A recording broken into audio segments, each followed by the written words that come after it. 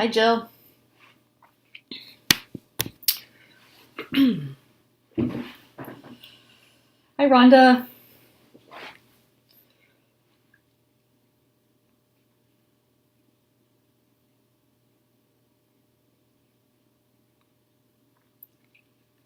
Good morning, everyone. Good afternoon to most of you.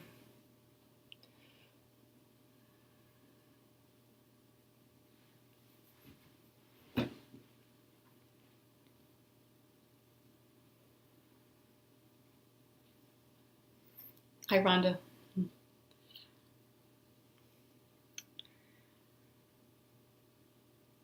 So, probably have a small group today, I'm guessing. Having our Bagua map hangover.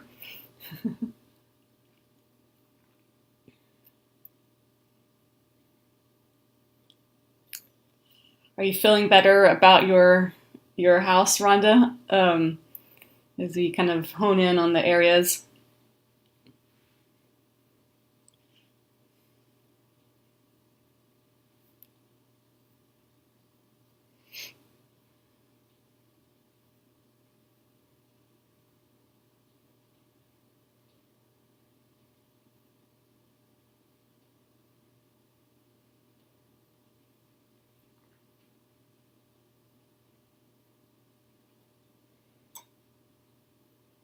Good. Information is power, right? Okay, so today we're gonna move on and talk about some furniture and all kinds of fun stuff. Gotcha.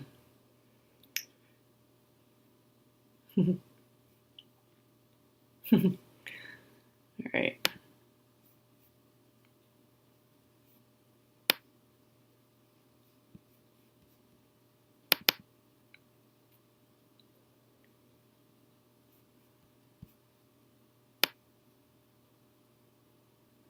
Hi, Denise.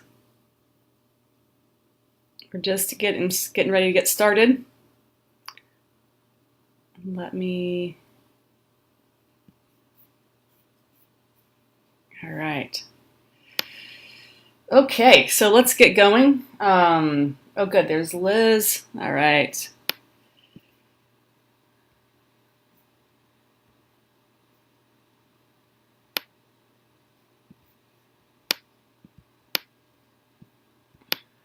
Hi, Liz. Good to see you. Good to have you. Okay. So let's move on to our next topic. And okay, good. Got Rachel coming as well. Um, and that is arrangement. Okay. And interestingly, sometimes feng shui is synonymous with the art of arrangement. A lot of times people think that's what feng shui is. And as you guys know, you now know it's just one aspect of feng shui. And yet it's very powerful. When you change, what was, what's the author? Move Your Couch, Change Your Life. Karen Rosh Carter, her book Move Your Couch. And it's really true. Our furniture holds these patterns in our home kind of in a fixed way. And when we move things around, things change.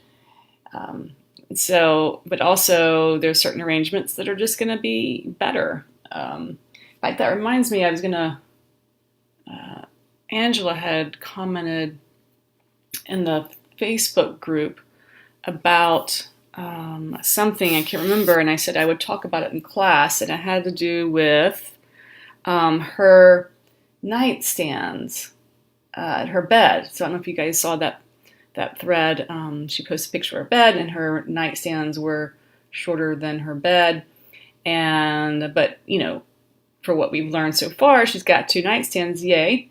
But from more of an interior design eye, they were clearly out of proportion to her bed. And And so, you know, that doesn't necessarily break a feng shui rule. It kind of breaks a design rule. And so what do we do with that? Okay, well, proportions are part of the energy. Okay, you can't underestimate proportions in these, and what we think of as like interior design concepts, repetition, and balance and asymmetry, and those basic principles. And not that you need to be an interior designer, but point being, proportions can throw off the energy in a room, and really what we're working with is the energy in a room. So call it what you want, feng shui or design or whatever. We're talking about energy, okay? And so this is even, when a picture is like crooked on the wall because there's been some movement and it just needs to be like, like even when a picture is like that, the energy is off in the room to a certain extent. I mean, no one's going to die or anything as a result, but there is an energetic imbalance by having things just off kilter, off balance. So I also wanted to, since we're kind of talking about furniture a little bit, also wanted to make the point of, in a similar but different way, I find that retrofitted furniture, I think maybe I already mentioned this. Yeah, I talked about the nightstands, like the baskets and the nightstands. But trying to make a piece of furniture something that it's not, or used for a function that's not intended for, also throws energy off. Okay. Everything is, every physical item that's created has a blueprint underlying it. So if I'm a dresser maker, even if I'm a manufacturer of dressers, like there is a prototype in place with the intention of making a dresser. And so inherent in that dresser is the energy of dresserness. Okay? And so it functions as a dresser. When you try to make it something that's not, like a nightstand, the energy is always going to be off. Okay, you can still put your glass on there in a lamp or whatever, but the energy is going to be off. And I know sometimes people, like to get creative and make, there's whole businesses around refurbishing pieces and making them something they're not. And people can get really clever and creative with it, and I commend those who do creative things with it, but I'm just telling you, now it could be like a fun accent piece or something, I've seen, remember those old sewing tables, like every grandmother had one, and I inherited one of those, and it was so impossible to find. I tried to make it everything that it wasn't, and all it could be is a sewing table. And if you go to any Goodwill store, you'll see about 10 of them sitting there because no one can figure out how to repurpose them. All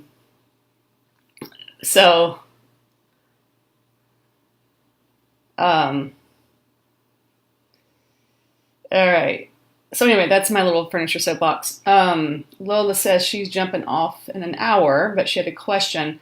Is there a remedy if the entire part of the Bagua map is missing? That would be impossible. So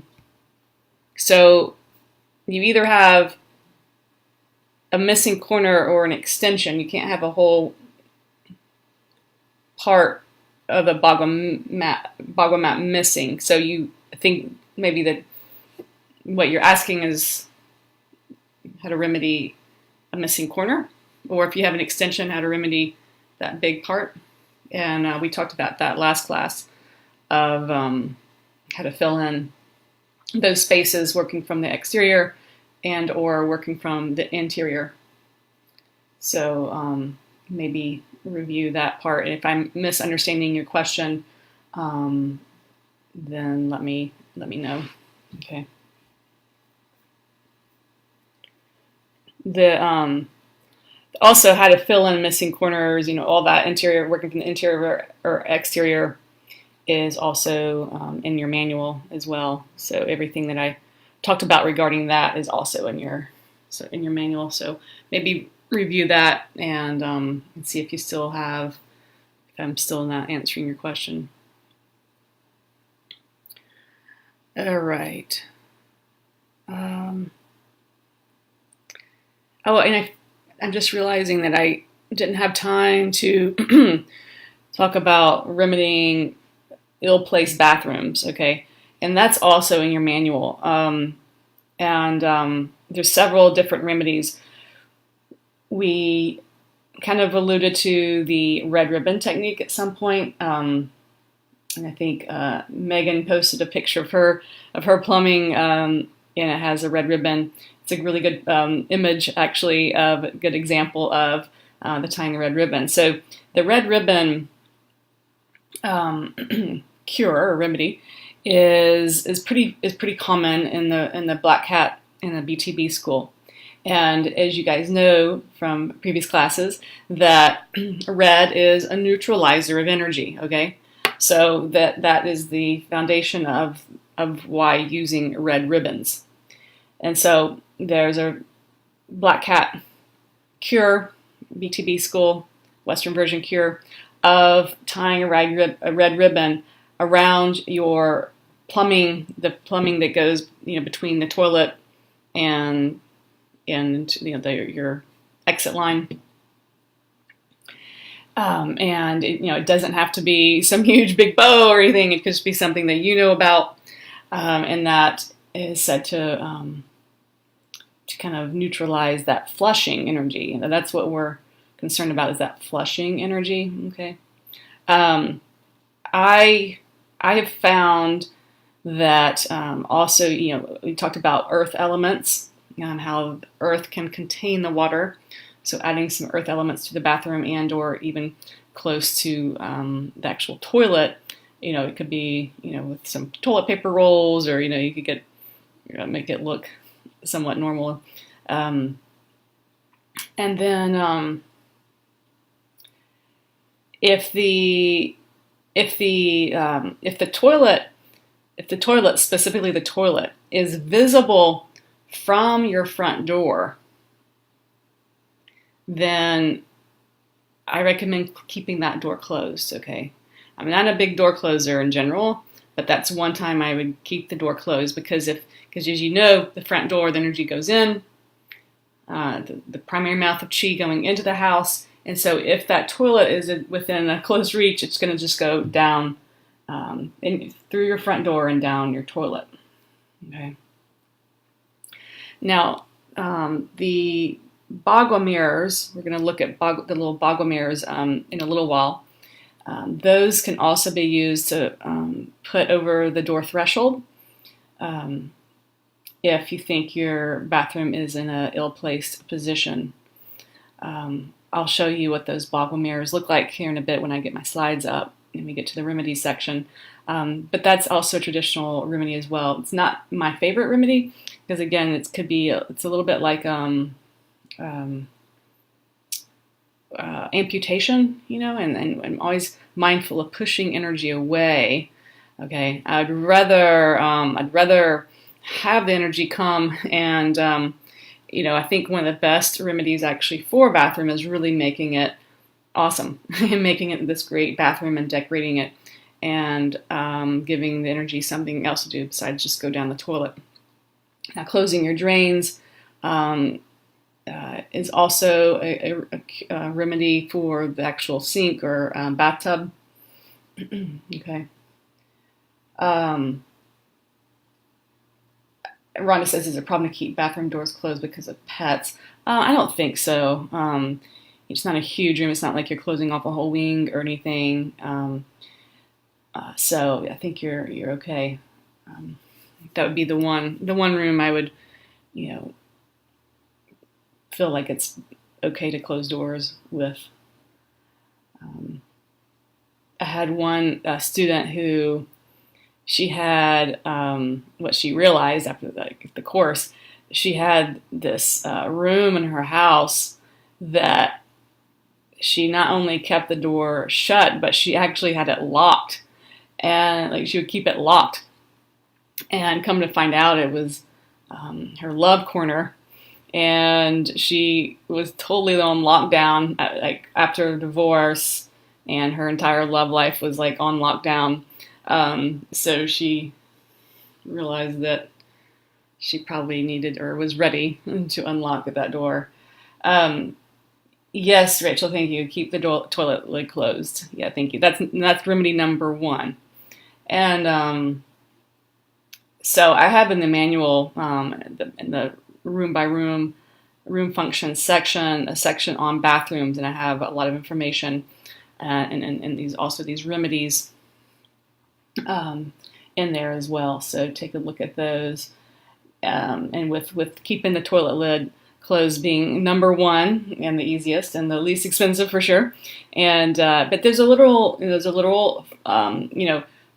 energy going down component to it. So the lid really does help stop the energy from going down. It really is that simple. I don't feel like closing drains are necessary unless maybe your bathroom is in the money section, or or money is challenging in general, and you just you're looking at all exit routes that you can. Okay.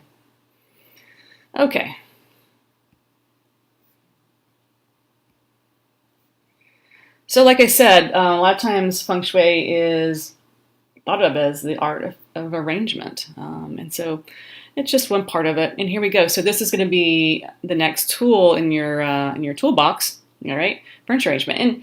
And even though it's so hard to teach, furniture arrangement. It really is a bit of an intuitiveness to it, and it can really make a dramatic impact on a room. And I've had client situations where all I did was rearrange some living room furniture, and they were just really pleased and really wowed by the results. And it was very simple. I find that I work with furniture in an intuitive way, but again, I'm going to try to give you some rules, but I'm going to give you rules as far as the power spots, but as far as like the living room furniture, or I find I have to move the furniture and feel it out, and then usually clients are very on board with moving things around if the situation calls for it, and if so, I definitely. Because there's immediate gratification, an immediate shift of energy. So here's some furniture guidelines. I don't know.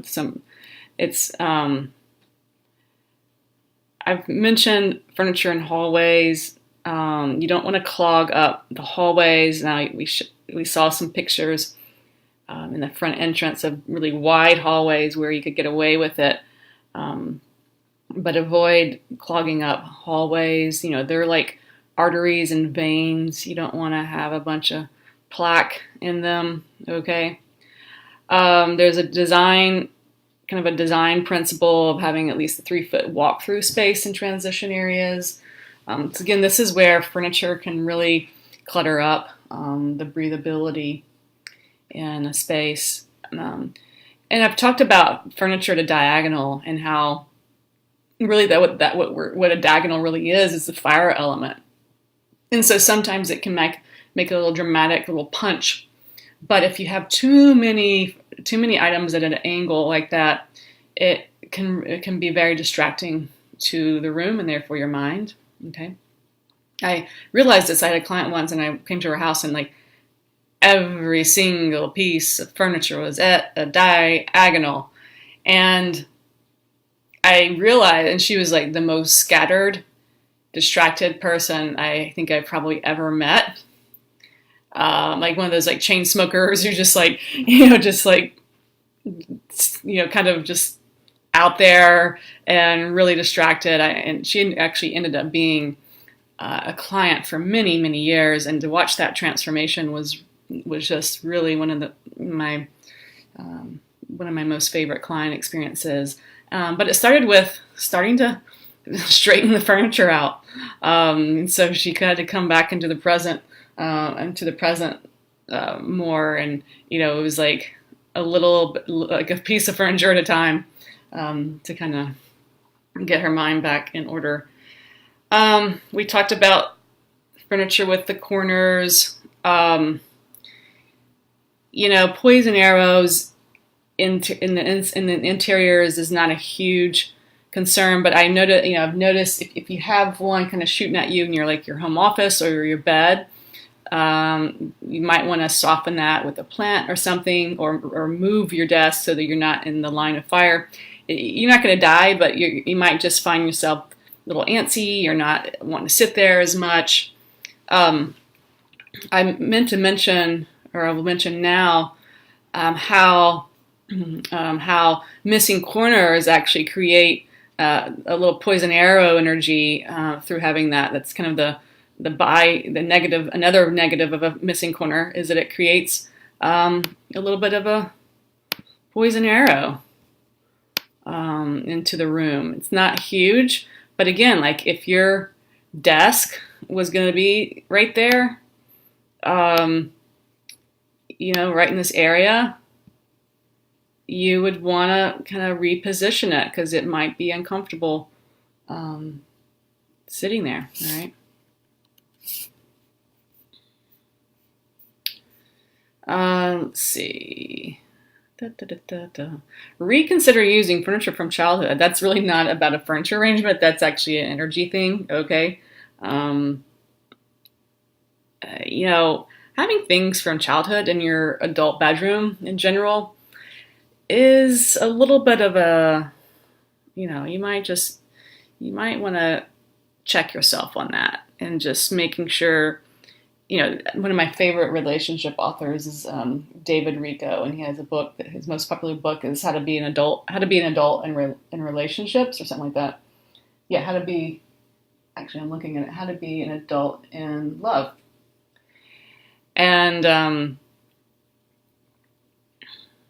if you have teddy bears or high school yearbook or your dresser from childhood, these are all telltale signs that there's some childhood behaviors playing out in your relationship. Okay. On a more practical level, here's really the only one that's really practical as far as furniture arrangement, and that is find the focal point of the room. But actually, I would include here, well, in addition, know the function of the room. I find so many times that when someone's struggling with a room, i.e. furniture arrangement or clutter, really, it's actually because the room has no identity. It has not been identified what it is for. Now, obviously, a living room, you kind of know it's a living room, and yet even there, you want to get specific on what part of the living room, what is it that takes priority? Is your priority to watch TV? Is your priority to have host book club? Is your priority, for it to be a kids hangout area? Is your priority to have adult conversation, like have social adult conversation? Because that's going to really inform you on how to arrange the furniture, okay? And then from there, finding the focal point of the room. And so, is it the fireplace? Is it the TV? Is it a conversation? Is it for conversation?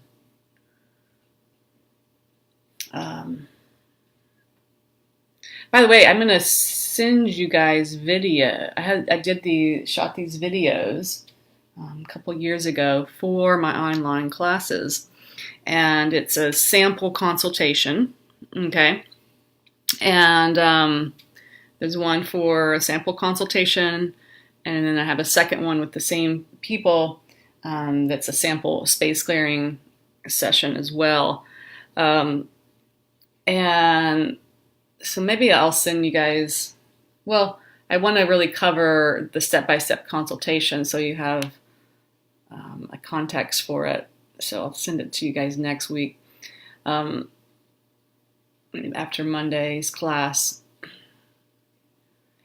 But anyway, in this sample consultation, the client, their living room is so difficult. It is such a difficult layout, and honestly, it kind of stumped me. And I think that part probably got edited out. I can't remember honestly if the camera probably does pan it at some point, but it was like an old 70s apartment, and it was not well thought out in its design. And so the fireplace, and then the TV area, and there was this like whole blank lost space. It was a difficult case as far as the furniture arrangement goes. But anyway, the video is a great example of everything of what not to do in the bedroom. Anyway, so back to furniture arrangement. If the fireplace is going to be the focal point, then you arrange the furniture accordingly. If it's more the TV, and so obviously in our TV world, a lot of times the TV and fireplace can conflict. Of like, do I want the furniture? What's the focal point? So a lot of times, if the TV is above the fireplace, obviously that solves the issue. So other than that, I don't really have any good rules around. As far as like these living rooms or a bonus room or these kind of spaces, but function, having a space function, this kind of goes along the same lines of like proportions and these kind of more design considerations. I would say that too with function. Function, by function I mean a space that function, it's efficient, like efficiently functions. It uses energy efficiently. You can think of it probably more in like an office area where the fax machine and the copier are in a functional place in correlation with the office flow of how things work. The same thing. I mean, like in our house as well. How well is the space functioning? Because function is an energy as well. So if you're constantly like tripping over certain areas, or it's really a hassle to get to one place for some reason, check yourself on that. Actually, since we're talking about this, another thing that this is along the same line of using furniture for a purpose in which it's not intended. The same thing, even more importantly, applies to rooms. So in like what I was saying with the dresser maker, the dresser manufacturer, how there's a blueprint for dresser. Well, the rooms of a house are the same. So when the architect came up with the blueprints for this house, whether it's a stock plan or a very customized plan, it doesn't matter. There is a blueprint, literally, okay? But everything has a blueprint. Everything that's in the physical form on this planet has an energetic blueprint underneath it. And that energetic blueprint informs the physical, okay? This is part of the manifestation process. When I've created physical products like my smudge spray, it started out as a blueprint, a drawing, an idea. This is part of the blueprint, the energy that then the physical takes, then becomes a prototype, and then the prototype actually becomes the actual physical. This is the order of manifesting an idea into a physical product. I have a blog article a few years ago talking about that process. But everything starts with an energetic blueprint, and a floor plan, a house, starts with what we call a blueprint, which is awesome to think about the literal blueprintness. And so the architect's intention for this to be a living room, and this to be this, and this to be that, is always going to be inherent to the energy of that room unless you do a lot of work around overriding that blueprint. Okay? And so the reason I'm bringing this up is because a lot of times if you don't adhere to that blueprint, intention of that blueprint, a room will feel off. The energy will always feel off. And I've had a client situation. It was this old, like, antebellum home in Nashville, and it was like a big 4 square, and her husband, or she switched the dining room and the living room because she didn't want this grand piano to be in the front window because she was concerned about the sunlight. Yeah, legit concern. So she switched the rooms and made the living room the dining room, and the dining room the living room. And she was like, my husband always never liked that I did that. And I was like, well, I'm siding with your husband on this one, because the thing is both of these rooms are these like huge rooms. They were never spending time in either of them. Not to mention the function is off, because the dining room was intended to be, like, the architect's intended dining room was there for a reason, because it's just right off the kitchen. So there's like a function, that makes sense. Whereas the dining room being way over here in the front of the house doesn't make sense functionally. Okay? So that's what I mean. Function is an energy. And the function's off, energy will be off. All right. So keep that in mind. All right, let's talk about some power positions here. Let's see here.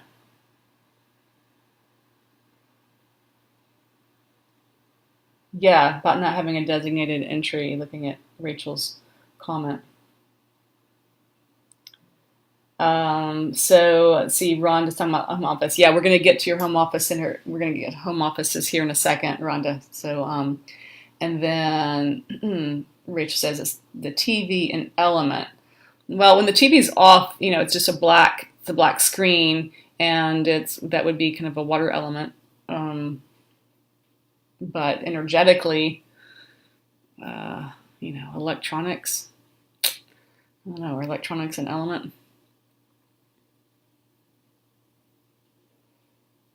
It probably takes on a different energy when it's on, because you have all the motion and lights and things. But when it's off, it's definitely kind of water. It kind of is a very yin water element that kind of sucks energy a little bit, kind of like like I was saying, at windows at night, how they become more yin and they draw energy. Okay, let's look at some power. Let's look at the power position rules. Okay, so this is a concept that you will come across in all schools of feng shui. Okay, and it's called either the power position or the command position, and it applies to the bed, the desk, and the stove. All right, and traditional. I did not come up with this. This is very traditional. And it's very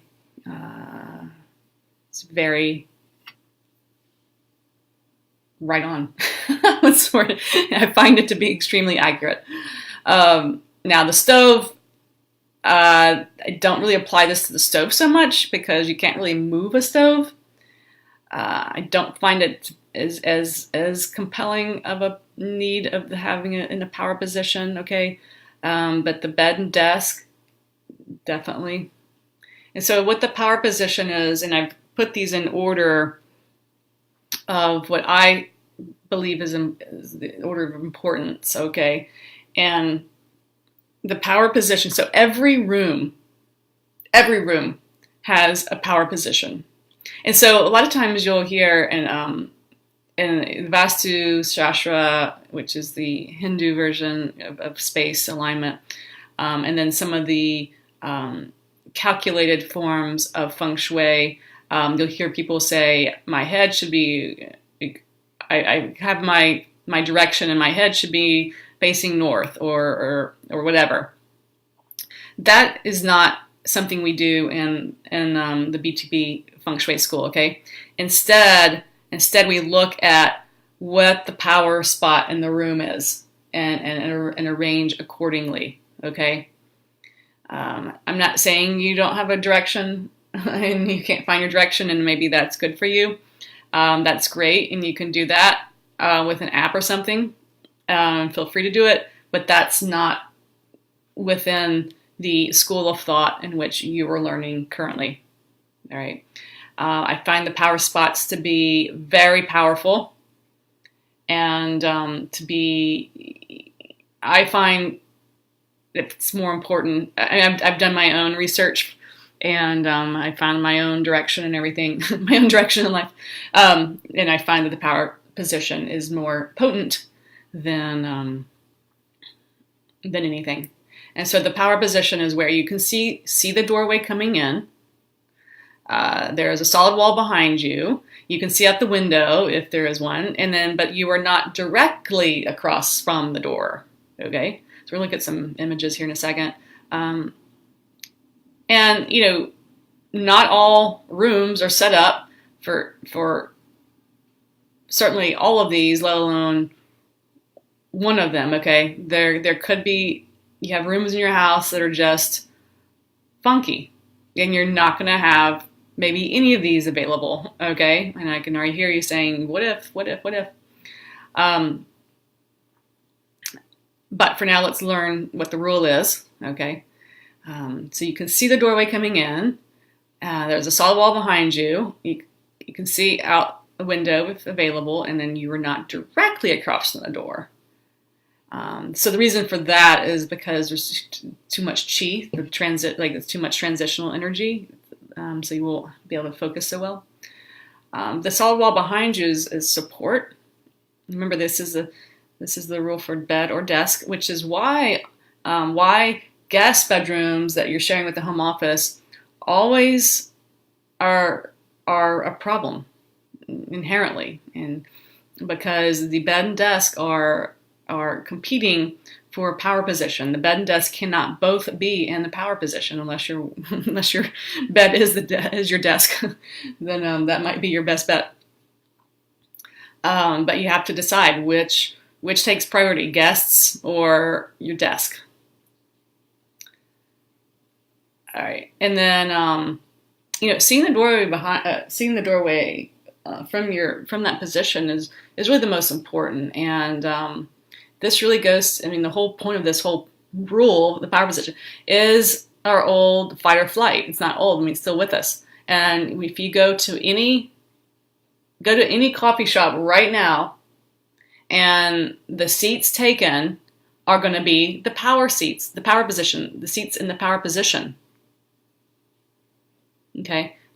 Just like you don't want to sit your back to the doorway of a restaurant, this is because of this. We are all still have an amygdala brain, and we want our back protected. You think about the phrase, I got your back, And so whether even if you work from home in your home office and no one ever comes to see you, like in a client situation or whatever, it doesn't matter. Your energy is what's most important. It will, your energy of really, if your desk is facing a wall, number one, you're gonna have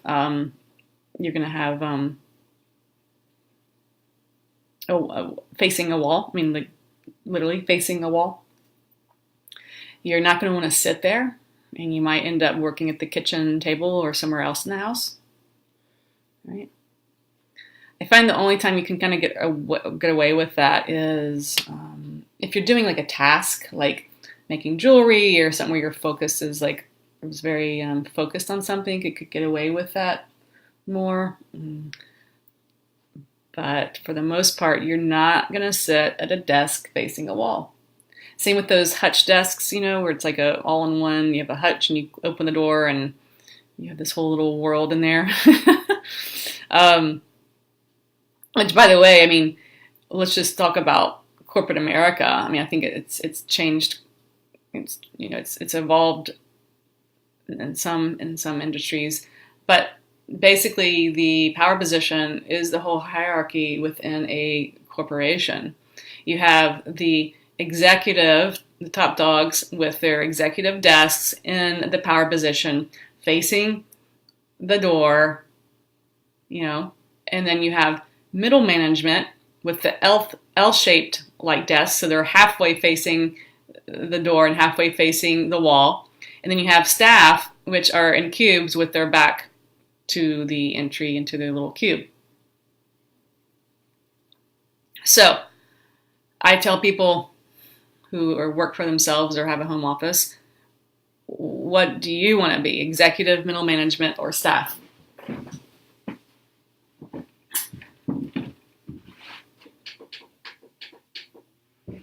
So I'm choosing executive. All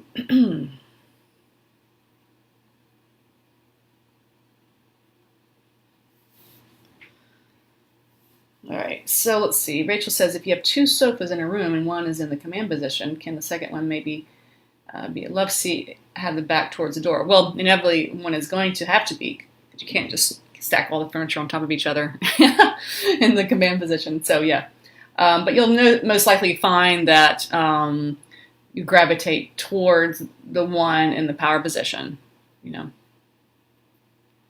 For people who are in a clientele line of work, like a therapist or something like that, where you're both sitting in a chair, do you want to be in the power position, or do you want your client to feel empowered? It's a good question, right?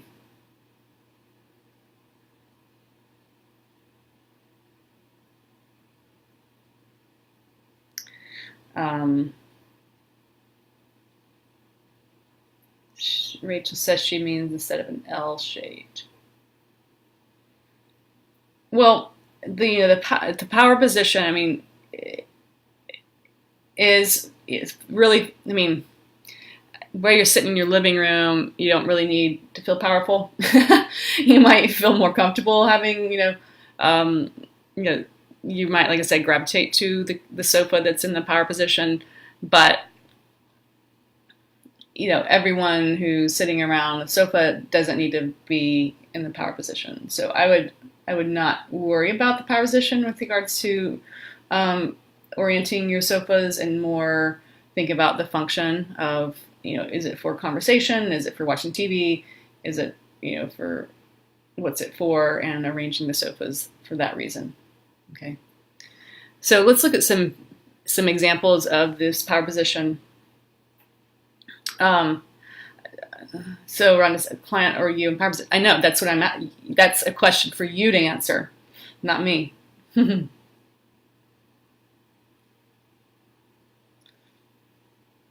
What you want might be different than what I want. It might change per client, for each client, perhaps even. Maybe, or maybe you're having a bad day. You need the power.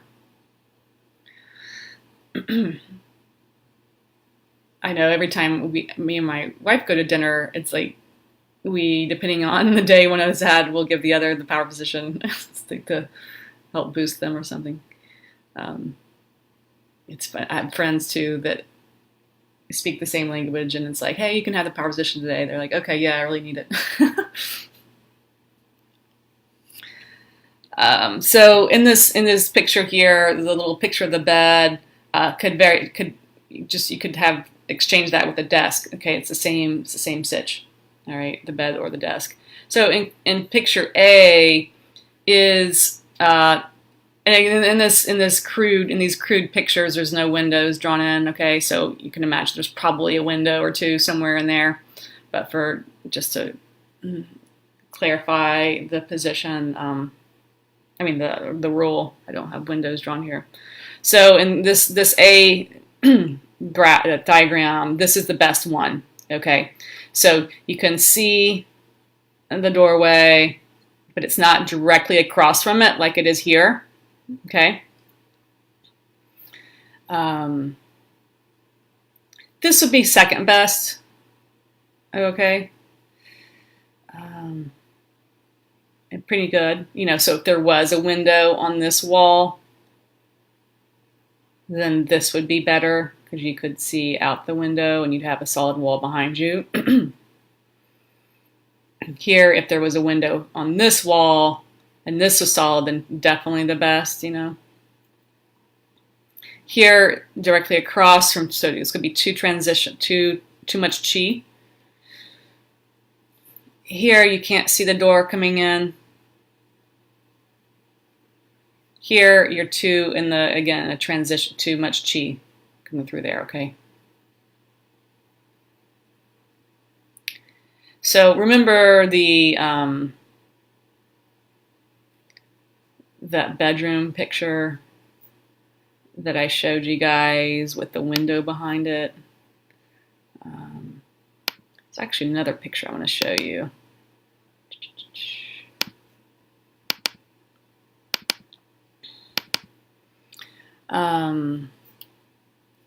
Bedroom pics. Remember this one? So if you have to orient the bed with windows there, again, there's two things that are going against you. Number one, you don't have a solid wall, so you don't have that sense of support. Number two, the windows are also a lot of chi. And then if you had a doorway across from the windows, then you got like a major like chi portal going on. So I like what they did. You know, probably at night you would close the dark curtains all the way to kind of create that more of a wall effect. And then look, they have a nice headboard that kind of substitutes for that, for having a support. Okay. There was another picture that I wanted to show you guys.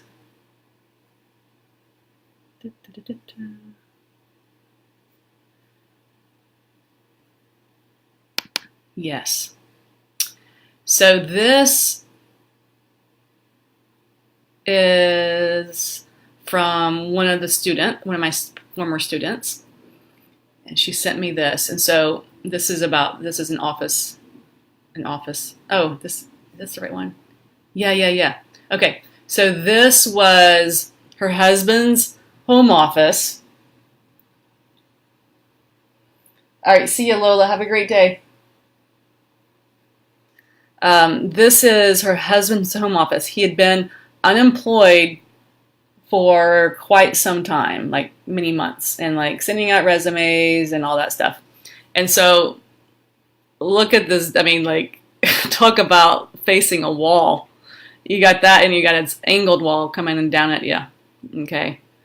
Ooh, there's a little red chair. Looks like from school days or something. So she took my course, and so around this point of the course where she's learning the power position, she changed it for him and did this. Look at that difference.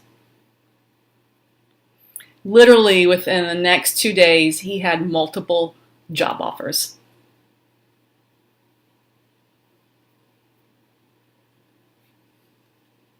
I mean, look, I love how she upgraded that little chair from this little rinky-dink thing. So I love that example.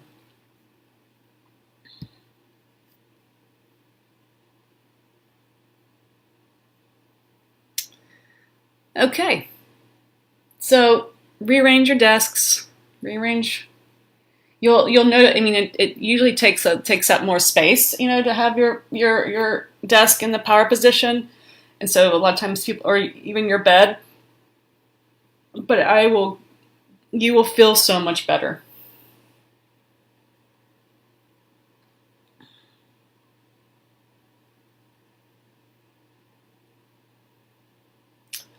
I'm looking at your comments. And it's like, just like Jill's saying, we may have to try it. Yeah, try it. For a bed, the proof will be in the pudding. Do you sleep better? If not, change it back. A desk, you can immediately feel it when you sit down. A lot of times I do this with clients. I'll actually sit in their desk and feel what it feels like to be them. And I feel things in my body. That's usually my guide to things more so than my intellectual head, even though I know rules. And so might move the desk and sit back down, and then of course have them do the same thing. But with furniture arrangement, the great thing is you can just put it right back to where it was. If it you will know, you will feel a difference. And like I said, for beds, you'll either sleep better or not. With the cords, definitely, Rhonda. Now you can kind of get those big, where you can put all the cords in one thing, and it's so it's not like a bunch of loose cords. You can kind of coagulate them and make them look a little prettier. But you're right, that is, which if you got all those cords, you're probably outdated to a certain extent. Or maybe you can add a credenza, behind you that holds some of those electronics, so there's not all these components sitting on your desk. So there's ways around it, and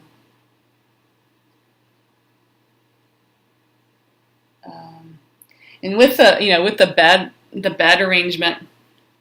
I kind of talked about this with when we talked about bedrooms. But within the power position, you want equal access to both sides of the bed. Okay, and I've already told you want 2 nightstands, so inherently you would have to have space on both sides. But I have found and witnessed, the last thing you want is a bed shoved up against the wall. Okay, unless it's a child, and in that case, it can feel comforting to have something right there. But if for a couple, or if you're single, either way, the bed shoved up against the wall, number one, it's not going to be in the power position. Number two, you don't have space for 2 nightstands. Number three, you have to go through the other person to get over to the other side. I can guarantee you that is an out of balance relationship. Okay, one has to go through the other to get to their side. So I've had a client situation where I informed her of all this, and she moved the bed, and they broke up. But it was one of those relationships. She had been trying to get out of it for a year. All it took was a little bed rearranging. But the whole justification of doing it or why it was where it was a really small bedroom, and they put it centered it on the wall and added a nightstand. It would have taken up too much in their minds, too much space. And it took up more space, but actually the room looked so much better. Anyway. Okay, so I think got that point across on furniture. So let's move on to remedies. All right. And these, we have talked about remedies along the way, but not in a formal way, okay? And these are in your manual, and I might have to grab my manual. Usually I don't really have to use the manual to teaching purposes, but with the 9 basic cures, it's easier to look in the manual. 9 basic cures is a term of art in all schools of feng shui, all right? These 9 basic cures you will find in all traditions of feng shui. And so this is a term of art. But I will tell you the word cure, you want to be careful as far as in your marketing materials. The word cure is specific to the medical field or industry or whatever. In fact, in some states, you cannot even use the word cure. Like you can't say, I'm going to cure your self or your home or your life or whatever, or cure anything. So, but this is a word that's been brought down through feng shui. It's interesting that, like I've mentioned, that feng shui practitioners were originally called doctors. So then it kind of makes sense of how that word has still stayed intact. But another word that's synonymous with cures is remedies. All right. So these are terms that are terms of art, or terms within the industry, and the 9 basic cures being that. So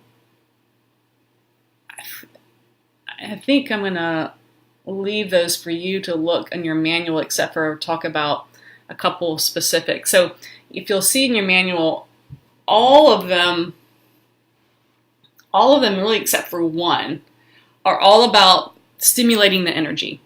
And we talked a lot about some about these in that when I was talking about, manipulating the energy to where you want it to go, like in our front entrance of attracting the energy, to a certain direction. And so I said you could use a plant, you could use a crystal, you could use, vibrant artwork. These are versions of these cures and remedies. And so anything living, gets the energy moving. So this is a ways of kind of bringing in that extra yang energy to get the energy flowing. And so all of these 9 basic cures, except for one, are about stimulating or enhancing the energy. So we have like moving objects, like whirligigs and wind chimes and, sound and, or all light being part of these cures. And so I'm going to talk a little bit. We've talked about these feng shui crystals, okay, and how those these feng shui crystals. When I say feng shui crystals, that's very different than like gemstones. Okay, gemstones like rose quartz or tourmaline, or these are not part of traditional feng shui, but these little guys are. All right. So if I refer to gemstones and crystals and using them in spaces, that is not technically feng shui. That's part of what because I love rocks, and so I like to, and I like how they can be used to enhance a space, and so I use them, and have a nice ebook for you guys if you want to use them as well. This is where you can start to really use some of the your own skills or trainings and incorporate it into your feng shui practice. And so even like aromatherapy, the essential oils is big right now, and so incorporating smell through aromatherapy into your feng shui practice. For those who are more on the interior side of things, perhaps color. So you get to, and for me, like I said, like stones, I love stones, and so I incorporate a lot of that into my feng shui practice. Perhaps if you are a sound person, incorporating more sound elements into your feng shui practice. So all of these are energy, living energies that can enhance and add to the space, which, usually when we talk about these feng shui remedies in this way, we're really talking about step 3. And how I feel about step 3. It's it's at the very end, and it's not even always needed. It's usually about adding things, and how I'm about adding things. It's only when you've done definitely step 1. Step 2 is not always needed, which is about pretty much what we talked about today with the furniture arrangement. Okay. But these remedies, you're usually more in the step 3, okay?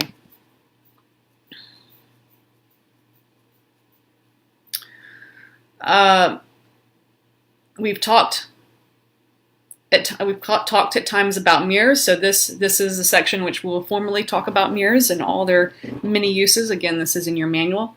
The Pakwa mirror here, we've talked about using it to kind of deflect poison arrows or bad neighbors, and I've kind of given you a warning label that comes with these Pakwa mirrors. Now there's two kinds, so if you're buying it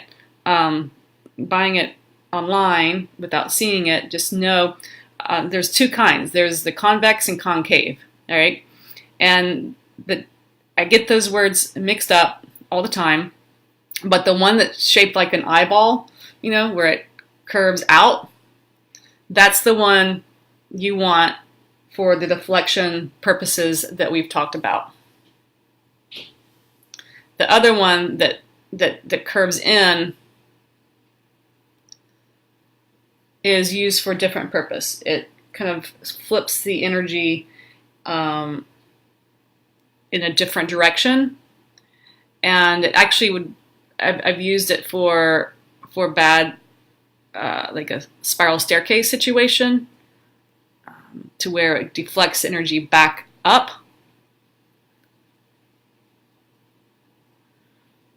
You don't really use that one, so it would be a very specific instance such as that.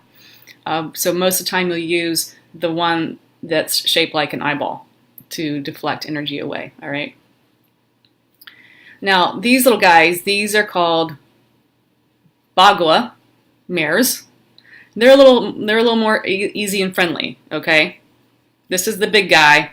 All right, these are a little easier and friendly, and this is what I was referring to. You could put it above the threshold of a doorway, like above the bathroom, to deflect energy out. Or they can also be used sometimes, like people, if you have a cubicle or a situation where you can't see behind you, sometimes people put those above so that they can see. The way to see behind them is through a mirror. All right.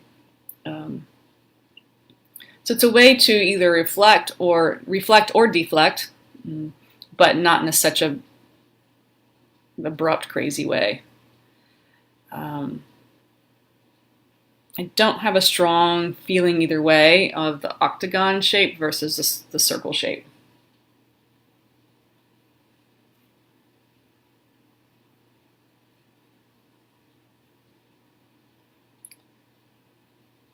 Okay. And then we've talked about just, you know, decorative mirrors have all the same, or not, I mean, not all the same. These are, you know, have a very specific purpose in feng shui, these mirrors. You know, that was part of their blueprint of being created. And that blueprint is intact. And so they have a, you know, a little more powerful punch. But just your decorative mirrors that you get at Home Goods or whatever, they have all the properties of mirrors as well. Obviously, the reflection quality, the portal quality, the window-like quality as well, in addition to a decorative way. Yes, Brooke, I'm looking at your question. Yes, that would be a good situation to use the concave mirror. Yeah.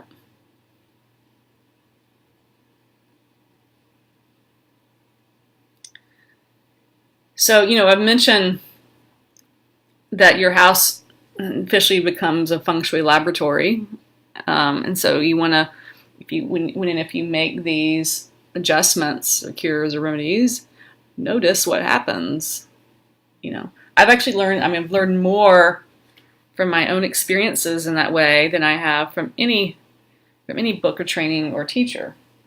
I once I lived in a condo with this big, you know, wraparound balcony, and I was in the city, and so I was like, you know, I think I'd like to have birds, you know, see birds from my window, and so I was like, I got a bird feeder, and I was like, I want it to be nice to see them from the bedroom, and so I put the bird feeder near the, you know, outside of the bedroom, and like no birds were coming, so I was like, I moved it further down the balcony, no birds were coming, and then finally I moved it down to this corner, not thinking about feng shui at all.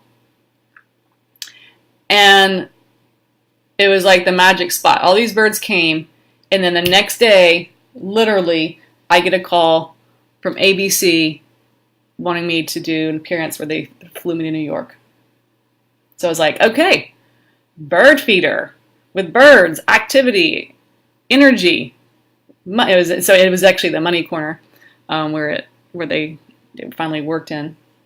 So now I but bird feeder is in my wealth corner. So it's like these things that you don't necessarily read about or told about, that you find out on your own. Another thing, I had an apartment. This is one of the things when you move 15 times in 8 years, you learn a lot.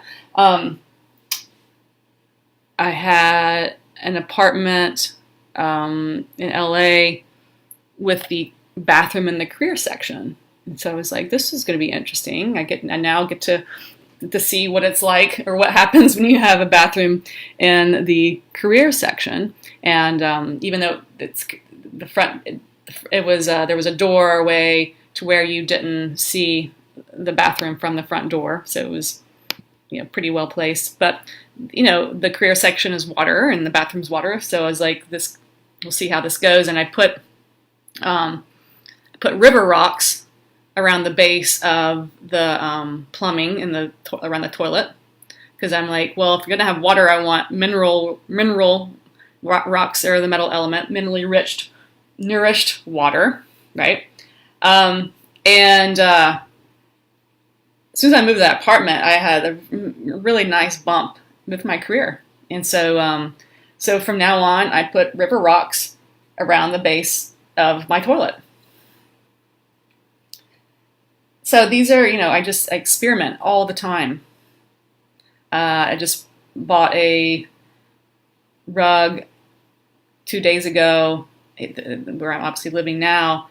We had the fireplace in the Fame, which is a great location because of the fire element. And ever since we moved here, we've both been having really great opportunities come up with visibility.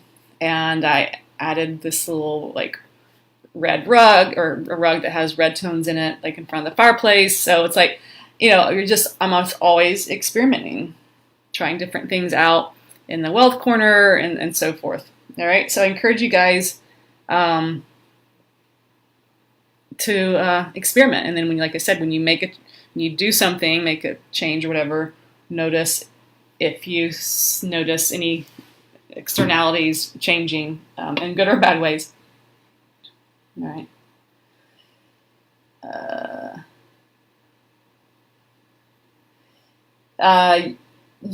Brooke, regarding that spiral staircase, I think I would go with the big gun, the Pakwa, with that, because spiral staircase is that energy you really wanna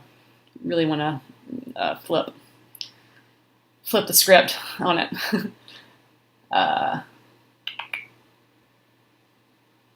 Rachel says her mom has one entire wall of mirrors in the living room, about 20 feet. Is that too much energy? Well, I don't know, is it?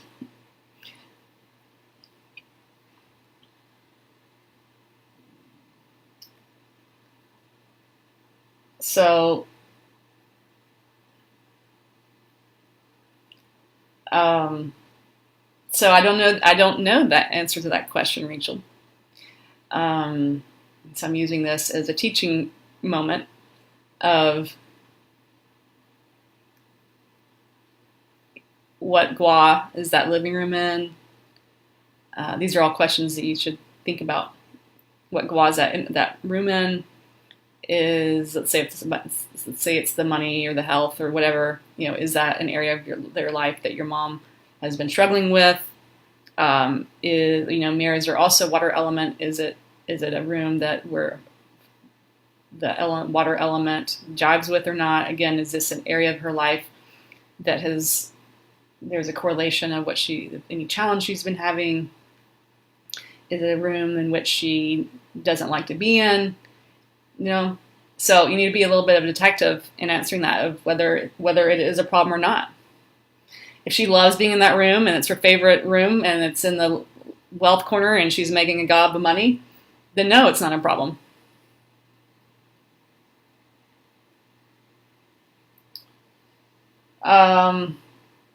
Laundry rooms. Laundry rooms, you know, the water functionalities of the laundry, and there is a pipe that goes out. I don't find it to have as much of that flushing or draining energy as a bathroom, but it's still, there's still water going out. So I would do the red ribbon around it, and then the sink there as well, Rhonda. Clog some of those drains off. And it sounds like it's kind of a utility area. So we almost bought a house and went with this one instead, but because it had in the money corner, actually it had that same situation as you're talking about, almost exactly, with a utility sink, laundry, breaker box, and it just so you gotta. It's not the worst thing ever. I think it's better than a bathroom, but you need to up the game with it a little bit, and seal some things off, and then add one of the best cures. So since talk about cures, in my opinion, the best remedy is the personal items. Okay, and so hanging a picture you love, or anything symbolic of money. And the closer that it has to a personalization to you, the better. Like, that's always going to trump the feng shui tchotchke things, okay? And also this goes for any room, really making it awesome. Like, loving it. I mean, you can only love a mudroom so much, but this is a case of making sure that it's really efficient, that it's functional. If any of those things have leaks or break, need maintenance, making sure it's efficiently run. Things that need repair. This goes along to what I was saying about function. Things that need repairing, or they're broken. Guess what energy they hold? Needing repair and broken. Okay, it's really that literal.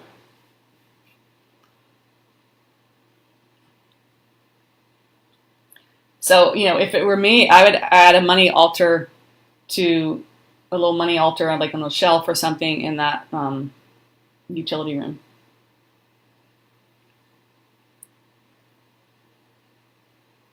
The downward staircase broke, maybe it doesn't need, if it's just a normal staircase, maybe you don't need that strong of a remedy. Again, I was saying to Rachel, what gua is it in? Is that an area in which there has been some downward motion that you need to, flip up? So again, it's like, you need to think about in terms of a doctor, what are the symptoms? Where am I feeling symptoms in my life? And so then kind of being detective of, okay, I need to reverse that energy going downward, or there's too much reflection going on in that room with the 20-foot mirror. So you're really thinking about it in terms of from what's going on in your life, where are you challenged, and then where is it in my home? Right.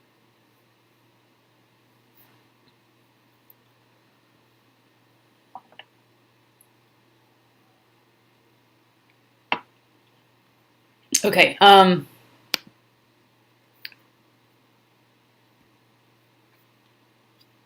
Going back to these remedies, so there's I have here elemental cures. That's just talking about the 5 elements that we've already talked about, and using the elements is a way to cure certain areas, based on the constructive cycle and the destructive cycle. So if there's too much water, adding in the right element to cure that. And then these transcendental cures, these are specific to the BTB school. And I have, these are basically rituals, all right? I kind of wish I was more of a ritual person, but I'm just not, all right? But that doesn't mean you aren't or can't be. I have some of them in your manual, but again, these are things that you, if you want to, need to experiment on your own. And so before you were, if you were to advise a client to do a ritual, you yourself would want to try it out yourself so that then you can advise accordingly. I have some of them in your manual, but if you want more of them, there's some in the Sarah Rosbach book. There's also a lot of them in the Feng Shui for Dummies book. It's actually a really good book. It's very comprehensive. I find it a little bit ADD as far as its organization. So I sometimes recommend it, and then sometimes I don't. All right.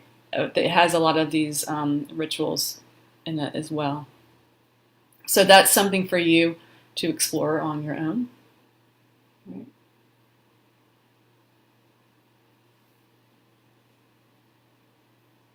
Oh, so I forgot to mention, so of the 9 basic cures, I mentioned that they're all, add or activate energy, except for one, and that is the anchor items, anchors. So that's when you actually need to ground the energy. Perhaps it's a very yang space and the energy is just kind of swirling around too much, in which case you want to anchor the energy, something grounding. That could just be a really big, heavy object, okay? So maybe it's a big open condo with large windows and large ceilings and very few walls. The energy is a little bit too yang, in which case you would want to bring in an anchor item. And that could just be a really big armoire or a console or a couch, like a big, L-shaped, like a big couch or something to ground, something to anchor the energy. So that's what that means. Okay, and then like I said, what I believe the most powerful cure being personal items that relate to or have some kind of significance for you. So, for a relationship, a picture of you and your spouse, in your bedroom or in your love corner, that kind of thing. With money, something that's symbolically abundant for you.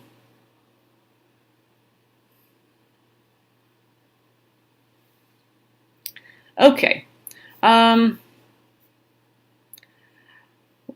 So on Monday, we're going to talk about the consultation, step-by-step consultation. We're going to kind of put it all together, all right?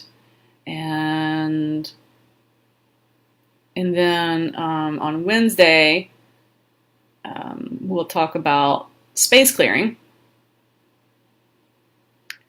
So we're closing in slowly but surely on all of our tools.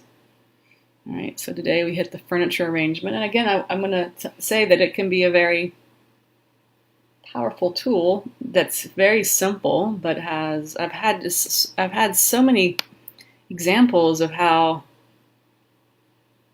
with clients it's like they were just really excited about their furniture being arranged. But if you're just be careful and don't break stuff.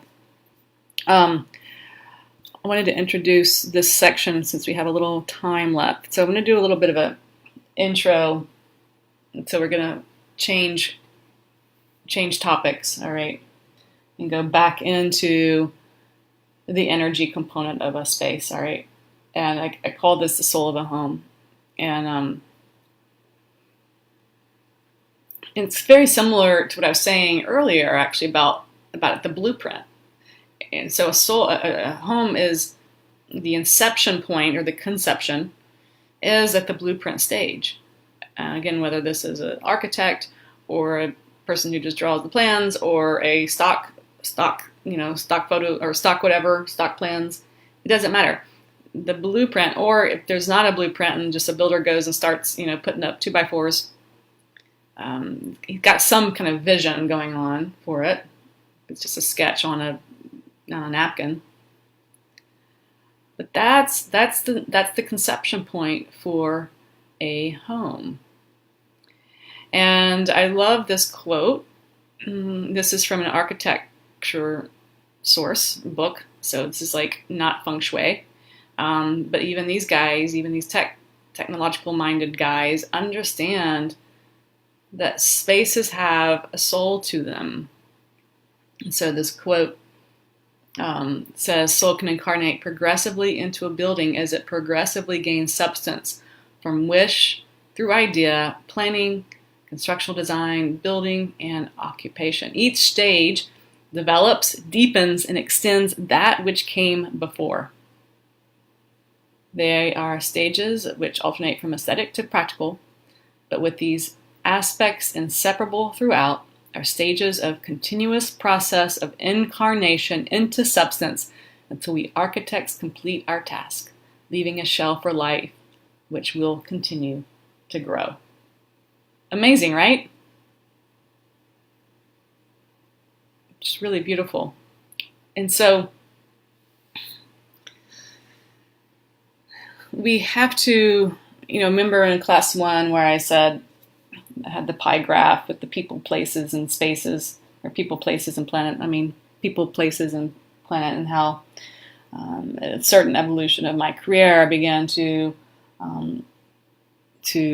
see more the home as my client, the actual space as my client, even more so than the actual occupants. And in some ways I still see it that way, but it's all, everything supports one another. As the home is supported, the people who live there are supported, and vice versa. And but it's even in picking out paint colors, or especially in renovation, you gotta respect the home. You gotta respect this incarnation, and in everything that I do takes on a more permanent nature of a space, you need to get the house's permission so that it goes smoothly, and that it, even in picking out colors for a room, or sometimes even furniture. It's like I might have a modern, and this is the case in this house, I have a very modern aesthetic, but this house has a lot of Tuscan influences where you have more earth elements, and I have to respect that. And so it's just like a relationship. It's just like a relationship, you have to. There's a little bit of give and take with, and so your relationship with this home. If you just bulldoze over what the house is calling for, it's not going to be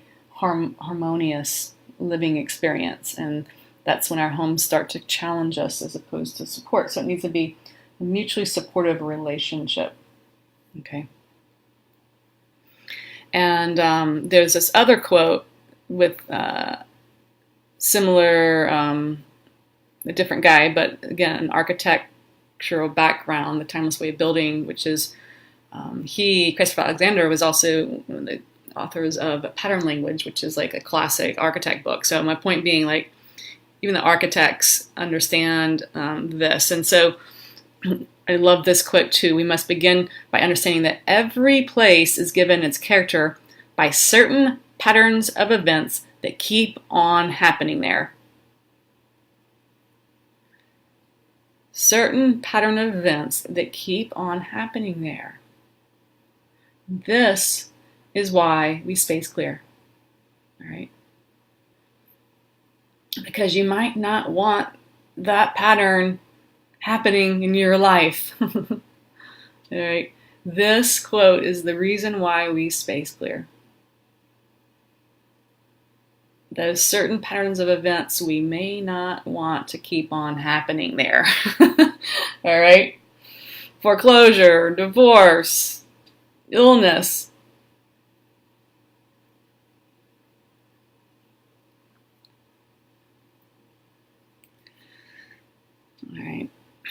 So going back to this quote, part of this the soul progressively, gaining substance along the way.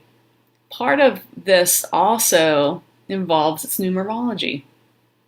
All right, so the numerology of a home gives it its personality, just like we all have numerology for ourselves based on our birthday or our name. There's all kinds of aspects to it.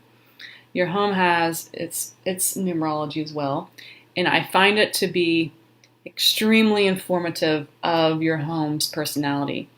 And this is, people always ask all the time in my course or wherever, and this is a very different opinion topic within this topic of whether you can change a home's numerology. Based on what I just explained to you about respecting the home and it being this relationship that, your partner may not have every single thing that you've ever wanted in a person. There might be a few things off, but it's not like you're going to try to change them, right? That's just like setting yourself up for failure. Our homes are the same way. It's like, I need to respect that you're a 5 house, all right? I need to find out why I am attracted, why I've ended up in this 5 place, and what it has to teach me. All right. So it's very much a part of its personality, and I'm not going to try to change it. Instead, I'm going to try to learn from it and see how it can support me. And so yeah, so that's my take on changing numerology. So on Monday we will, or some Monday or Wednesday or whenever, I'll go into the numerology and talk about each of the numbers and how to calculate the numerology. But I just want to tee up those sections of getting back into the energy of the house and the space, and with all that. All right, I think we'll end there.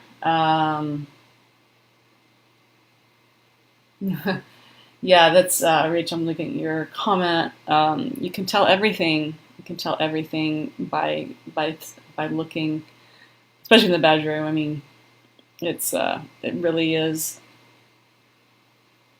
Yeah, I remember when I worked in the law office, I became the resident dream interpreter.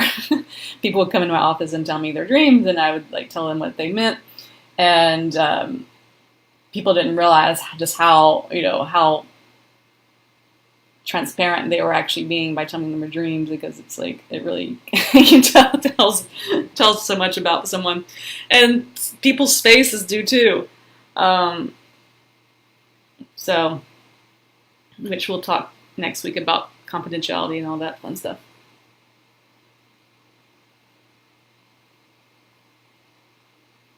Yeah, so knowing the history of a home is important to know what patterns have been happening there. Okay. All right, so I got to take off because I got to get to an appointment. Today's Wednesday, so we're back on Monday. I'll try to send some emails with some I think Lola asked to get that email with those webinars and stuff.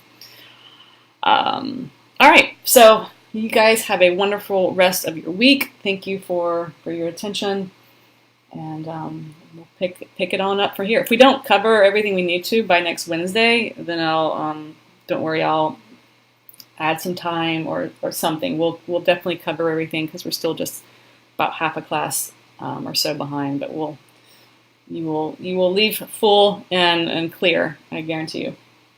All right. See you guys. Thanks.